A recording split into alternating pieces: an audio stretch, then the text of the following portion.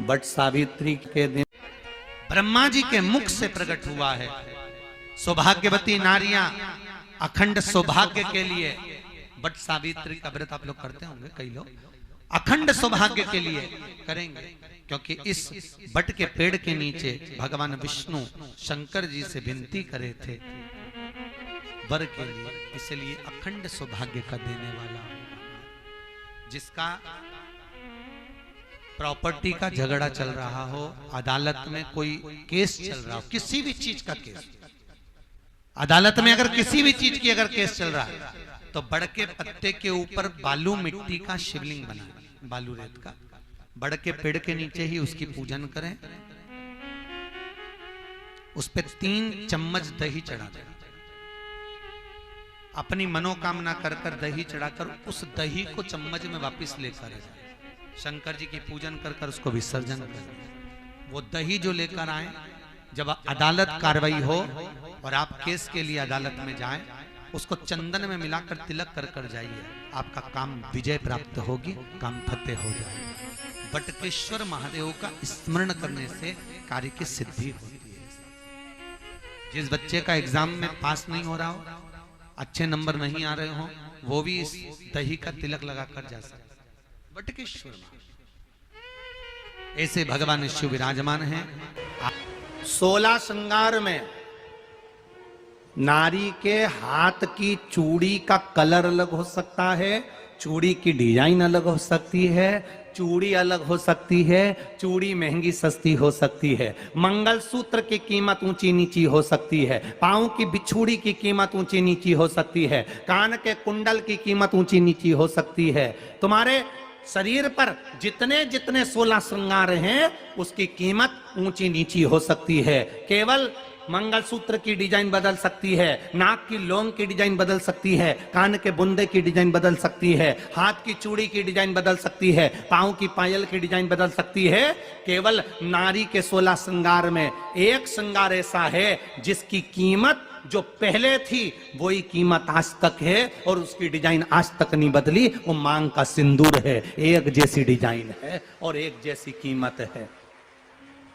सारे श्रृंगार की कीमत अलग, पर मांग में जो सिंदूर डाला जाता है वो एक कीमत का होता है, एक डिजाइन का होता है और एक जैसा होता है, और वो सबसे भारी होता है। सावित्री यमराज से कह रही है मेरे पति को छोड़ दो। यमराज कह रहा है सावित्री तेरा पति मर चुका है, मांग के सिंदूर को पोंछ दे। सावित्री कहती है पूरा श्रृंगार उतार दूंगी पर मांग का सिंदूर नहीं पूछने दूंगी। तब यमराज ने कहा जब तक तू मेरे मांग का अपनी मांग का सिंदूर नहीं उतारती तब तक तू मेरे पास नहीं आ सकती।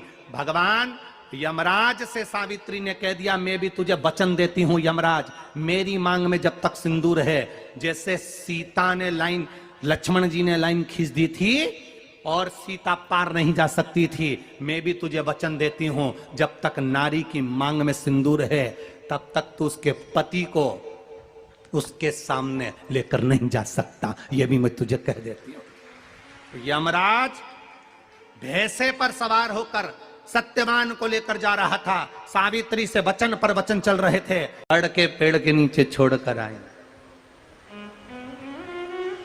क्या चाहिए तुझको, क्या चाहिए तुझको, क्या दूं मैं तुझको,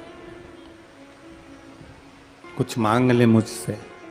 सावित्री कहती है क्या दोगे आप, मेरे पति के प्राण दे दो बस वापिस, और कुछ नहीं चाहिए। यमराज यमलोक में प्रवेश करने लगा।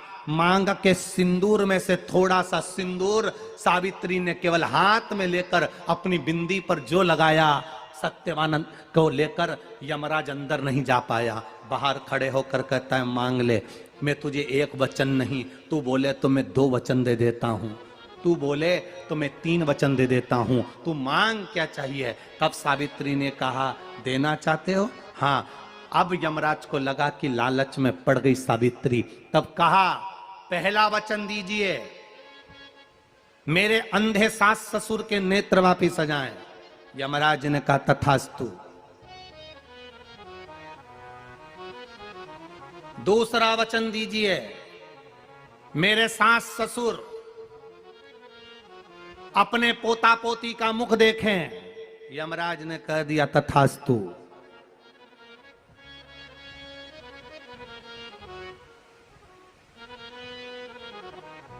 जाओ। यमराज जाने लगे, फिर आग जलने लगी। कहने लगे अब मैं अंदर क्यों नहीं जा पा रहा हूं? सावित्री कहती है तुमने वर दिया है, मेरे सास ससुर पोता पोती का मुख देखें, उनके बेटे को तुम ले जाओगे तो पोता पोती कहां से होगा? छोड़कर जाओ। सावित्री है, पति को वापिस लेकर आ गए।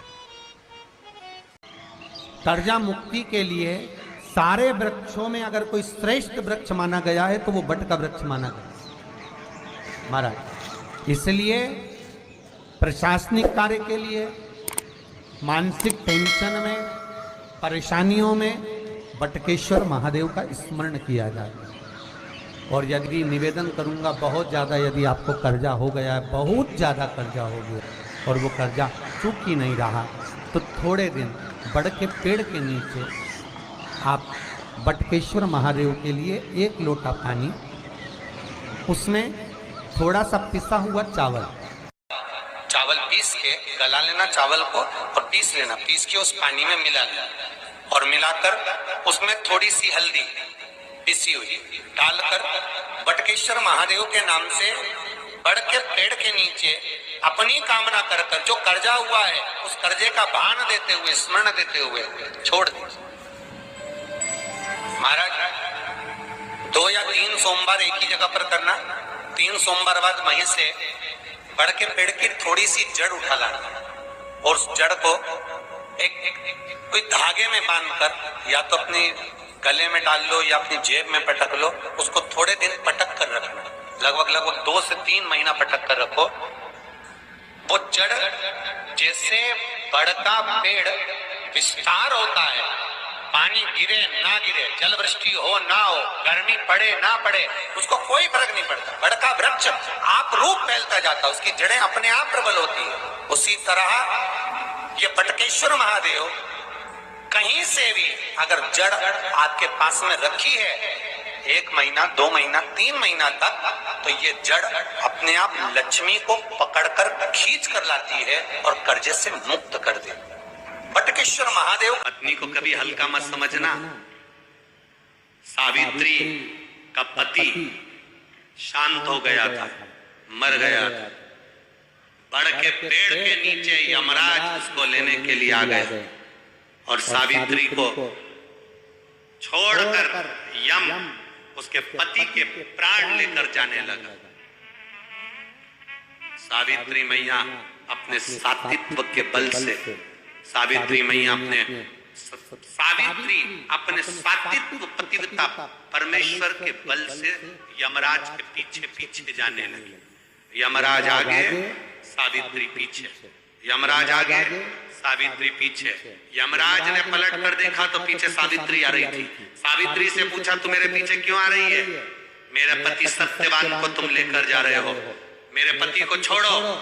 यमराज ने कहा इसका अंतिम क्षण है, मर चुका है, जाओ नीचे उसके शरीर का अंतिम संस्कार करो, नहीं तो कोई जानवर खा जाएगा। सावित्री बोली मैं जाने वाली नहीं हूं, मेरे पति को छोड़ो। यमराज कहते हैं हम जिसको पकड़ लेते हैं उसको छोड़ते नहीं है। यमराज लेकर जाने लगे, सावित्री और पीछे चली, सामने यमलोक था, अंदर सावित्री जाने लगी तो यमराज ने रोक दिया, रुक, कहां जा रही है तू, अंदर क्यों प्रवेश कर रही है, मेरे पति सत्यवान को छोड़ दो।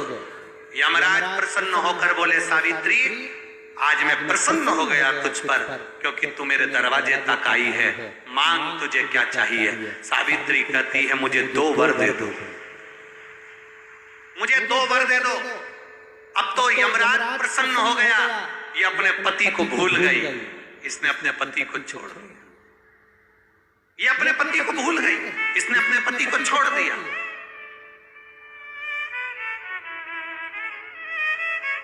और इसने अपने पति को छोड़ दिया। अब ये कुछ मांगेगी, 2 वर मांगेगी तो मैं इसको 2 वर दे दूंगा। यमराज प्रसन्न हो गए, अपनी पति को छोड़ा इसने। यमराज ने कहा अपने पति को छोड़कर जो तू 2 मांगेगी मैं दे दूंगा, बस पति मत मांग। तो सावित्री ने कह दिया नहीं मांगूंगी पति। ठीक है, मांगो। सावित्री ने कहा पहला वर दीजिए। मेरे सास ससुर की आंख में रोशनी नहीं है, उनकी आंखों से दिखता नहीं है, बस इतना सा वर दे दो, उनकी आंख की रोशनी आ जाए और वो अपनी गोद में अपने पोते को खिलाएं, बस ऐसा वर दे दीजिए। यमराज प्रसन्न हो गए, इसने पति नहीं मांगा, तथास्तु। अब यमराज ने कहा दूसरा वर मांगो। सावित्री बोली दूसरा वर दे दीजिए। मेरे सास ससुर आज तक कोई तीर्थ करने नहीं गए, मेरे सास ससुर का जो बेटा है वो उनको तीर्थ कराए, बस ये वर दे दो। यमराज ने कहा इसने अपने पति को नहीं मांगा, तथास्तु। अब यमराज ने कहा जा सावित्री के कहां जाऊं? आपने कहा था मेरे सास ससुर जब आंखों से रोशनी पाए अपने पोते को खिलाएं, पति तुम ले जाओगे तो पोता आएगा कहां से? पति तुम ले जाओगे, पोता कहां से आएगा? और यदि मेरे सास ससुर के बेटे उसको तीर्थ कराएं तो मेरा पति अगर तुम ले जाओगे तो उनका बेटा ही तो है, तीर्थ कराएगा कौन? यमराज प्रसन्न हो गया, उसने उस सत्यवान को वापिस लौटा दिया। वो सत्यवान सावित्री। तो जितने भी यहाँ पर मेरे जीजा उन बैठे हैं और जितने आस्था चैनल पर कथा सुन रहे हैं, जितने मोबाइल पर कथा सुन रहे हैं, तुम अपनी पत्नी को कभी हल्के में मत लेना, बिल्कुल हल्के में मत लेना। तुमसे ज्यादा बल व्रत का, उपास का, भजन का ज्यादा बल, तुमसे ज्यादा बल इनके पास रहता है। तुम सोचो कि बोल रहे हो कि मैं मंदिर में हूं, उसको बिना घंटी के घंटी बजती है दिमाग, वो तुरंत पहचान जाता है, तुरंत। अपने पति को धर्म पत्नी अच्छे से जानती है कि ये झूठ बोल रहा है, ये गलत बोल रहा है, तो भी वो उसको स्वीकार करती है। उसी तरह परमात्मा को मालूम है कि ये झूठ बोल रहा है, उसके बाद भी वो स्वीकार कर कर यहाँ तक बुला रहा है, ये उसको मालूम है।